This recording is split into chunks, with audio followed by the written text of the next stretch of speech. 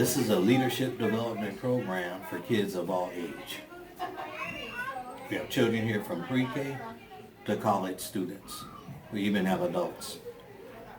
And our leadership development program, our project, our after-school program is called Project Impact. And what we try to do is make an impact on the children's lives that are in our program. And we do that through a variety of activities. We try to immerse them in activities that build on a foundation of their own culture, their own language, and their own religion. We don't bring them here to try to change them at all, and we describe them as new Americans. We created the terminology here locally of new American because most people try to describe them as immigrant or refugees, and we just felt that that's not an embracing term. It's not an empowering term. Well, the program wasn't created to help new Americans. The program was created to help all Americans. And the focus is on education because we believe that through learning and hard work, through education and productivity, you can accomplish anything. And so when we initially started this program, it was mostly poor whites and African Americans and some Latino Americans who came here. Over the years, it has developed into a program that has welcomed people from probably 15 or 16 different countries who speak multiple languages and they practice multiple religions. And so we had to, as an organization, respond to the people who come here. Our program is fed primarily by families of the students who have saw that the organization has benefited them along the way, from doing well in school to finding a job to navigating through housing problems they may have, police problems they may have, other governmental problems they may have with agencies like welfare or the health department, and even in schools and that. So we've encouraged them here to be themselves. We plant community gardens, something that a lot of people have an agricultural experience. They have a self-desire to grow their own food and help themselves. And we know we're not beggars, so we're here, we kings and queens. And so that's another thing that's a part of our culture, to be recognized as that. And we know a lot of Americans use a lot of language that these students have learned in their learning to adapt, but it's not the language of their culture, and it's not the language of their upbringing, and that calling people names and bullying people and things of that nature. The other thing is, I think most people would say that immigrants, when they come, or refugees when they come, they look at them and they figure maybe 3 generations from now, maybe their grandchildren will be able to successfully navigate in America and go to college and graduate and do all of that. Well, these students are meeting that challenge in the first generation. They just came, they'll be the first generation of college graduate in their family. Not their grandchildren, but these will. What I've seen here, again, is a immersion of a variety of activities to keep young people busy and allow them to be able to stand up and determine individually themselves how far they will go. And the students that you'll be talking to next are some of our most active students in our program here. They sing, they dance, they do college research, and they look for jobs, and they do community service, and yet they celebrate their culture as well as other people's culture in the process. So we hopefully after an experience here, they're much more well-rounded, confident about who they are, and recognize that they have something to contribute to America. Hello, My name is Fanta. Speak 3 different languages. From Liberia, 16 years old, a sophomore at East High School. All right, you said you speak 3 different languages. What would they be? English. Well, let me start all over. Mandingo. It's like an African dialect thingy. And English. Okay. What age did you come to America? 4. So you really don't remember too much about first arriving here? I only remember a scar I had. That's it. A scar. How did that happen?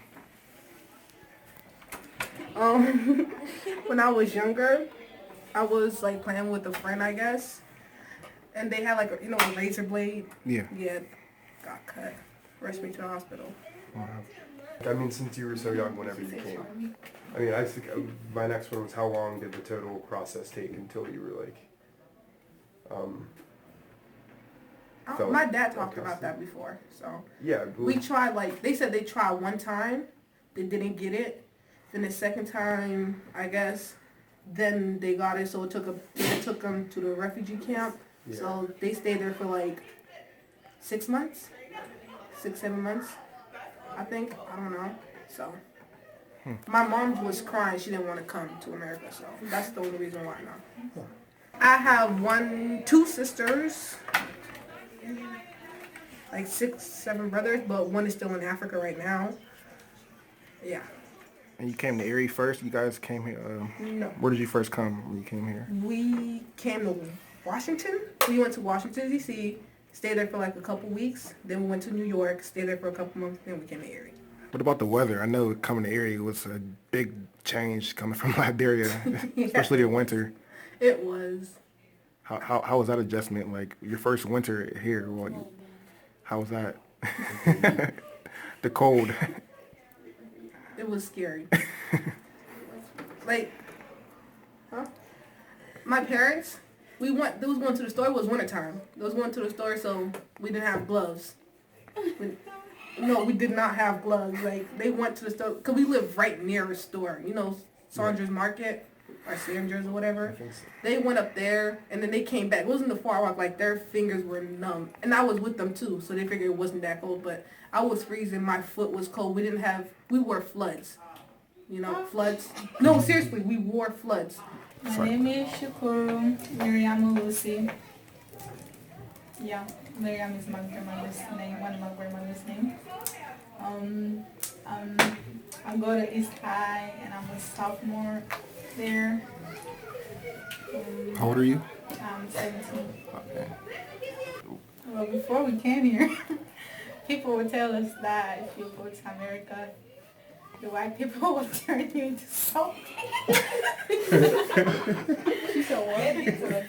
They said they will turn you into soap. You guys will die there.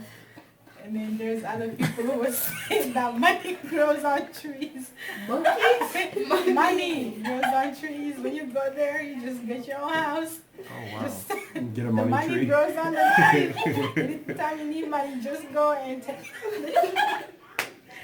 So that was like one of the big things we. Is there anything in particular that you miss about your home country? Everything. Everything. Yeah, the food, the places, the people, the schools, the games. We were like really active. We were always playing games, always outside. A lot of memories. We'll be outside till like 12 at night. True. In my family, like we it's like this tradition where we tell like it's like we wait till like nighttime and like we tell like traditional families, traditional stories, and it's actually it's a memory. A good memory. It's like stories, like fairy tales and folk tales, but traditional ones. Oh, my name is Avoy. Okay. Spell it for them, too. AWUOI. See, I know they don't know how to spell your name when you say it. I know that. You got to spell it for them. And your name?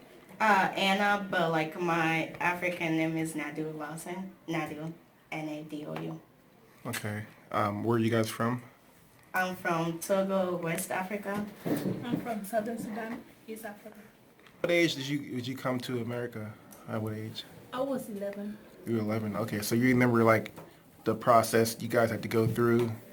How was that like? Did you guys stay in a refugee camp or did you stay anywhere Oh, between? before I came here? Yeah. Yeah, I was in Kakuma in refugees camp. It's in Kenya.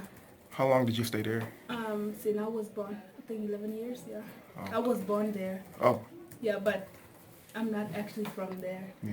Yeah, Can you say your name again? I'm sorry. And And where you from? I'm from Togo, West Africa. Okay, and what age did you come to America? Like around 9 years old, like 2009. Yeah. So do you remember the process of assimilating and? Well, not really, but I know like we had to sign a paper in order to come here. And when my dad and my mom signed the paper, my dad got accepted. And then, so we had to do like an interview of why we wanted to come to America. That's what I remember. And later, some days we got accepted, and that's when we started moving, and we came here. Yeah.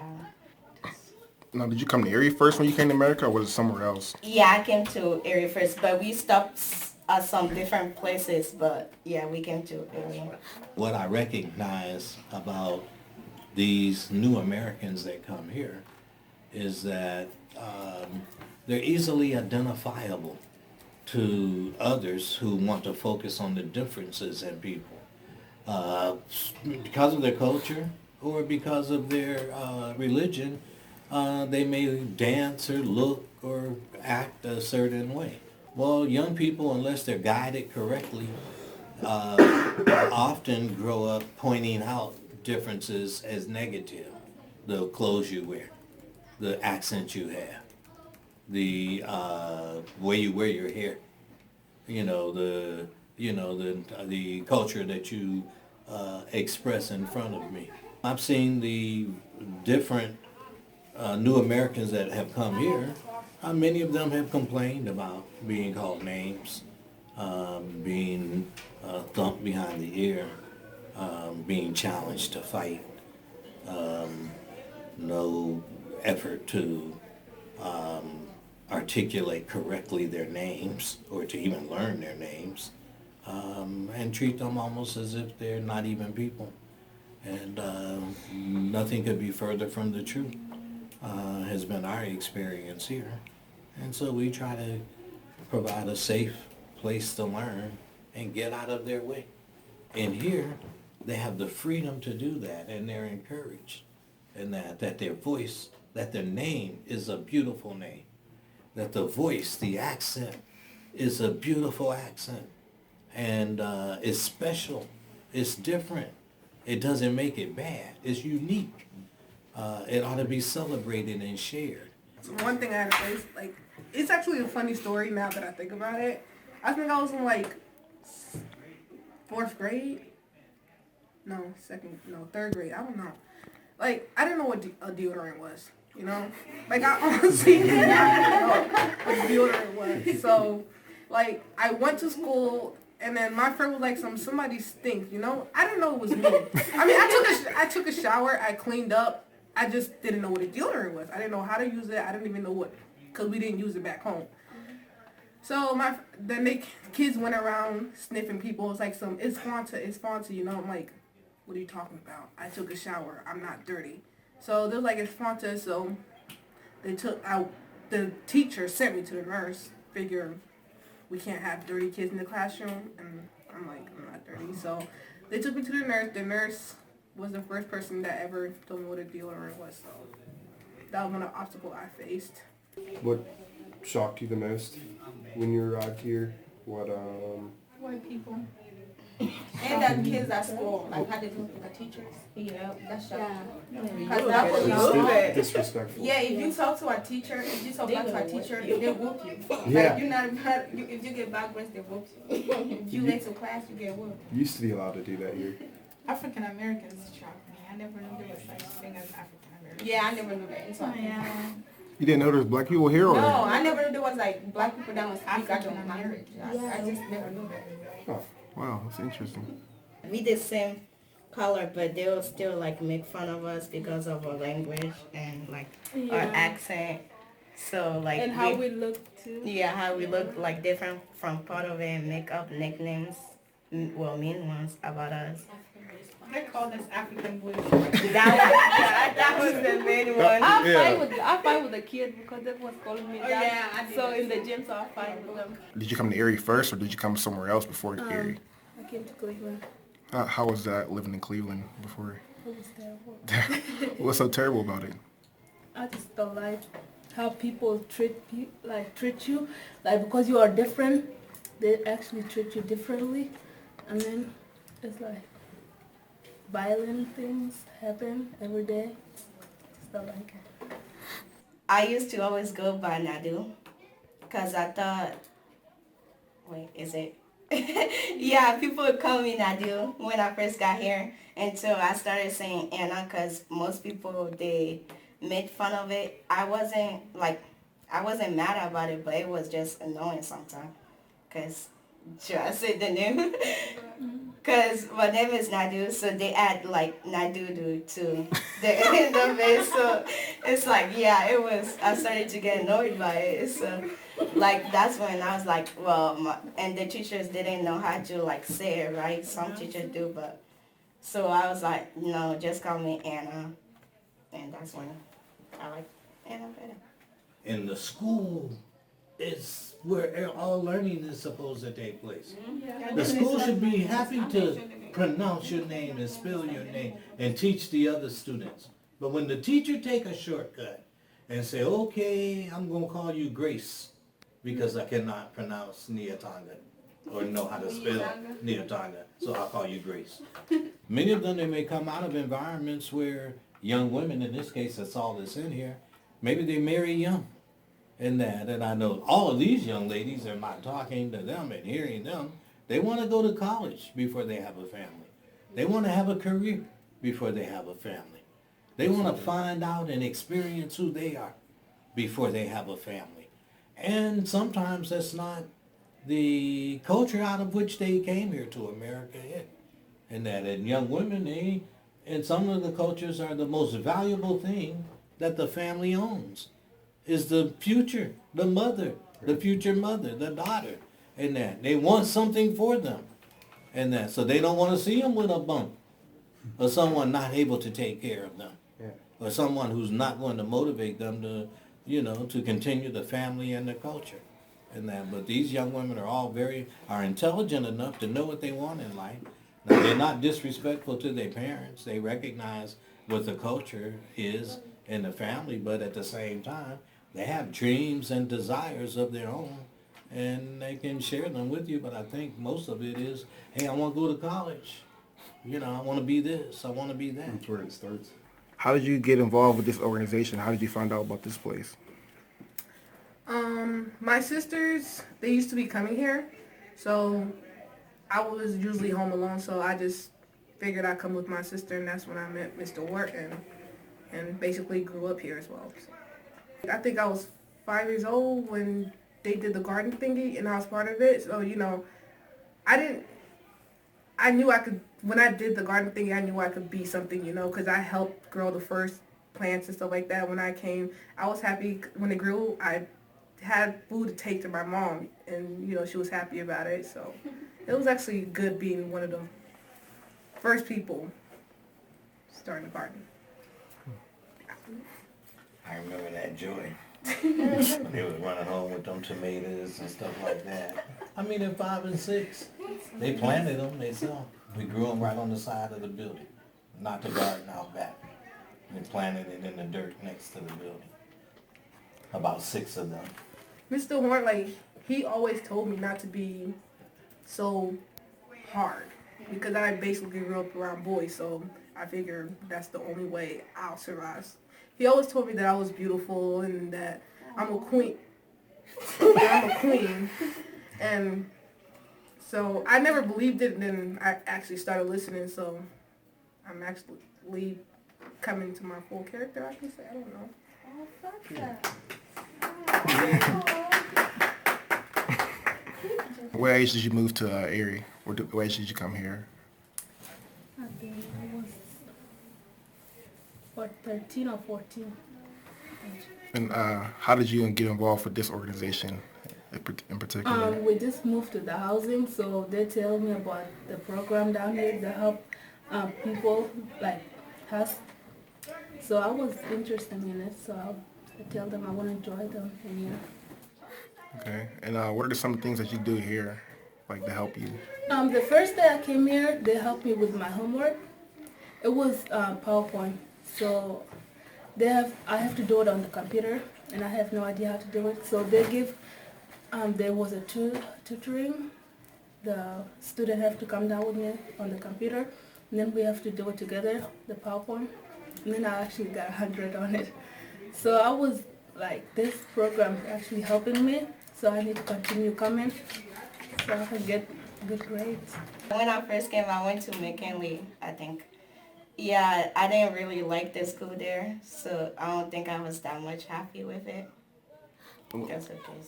So when did you start to like get comfortable being here? Burton, when I moved from my old house by Wilson to I moved somewhere close to Burton over there, and I started going to school there, and I met some new friends. Yeah, and I met some of them, so it was, I never met some Africans, so yeah, I was happy to meet them, and we had so much in common and stuff. We would not be here today, but for these students. Yeah.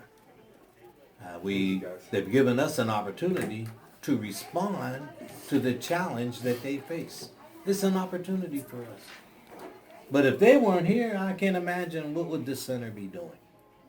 What would it be offering to who?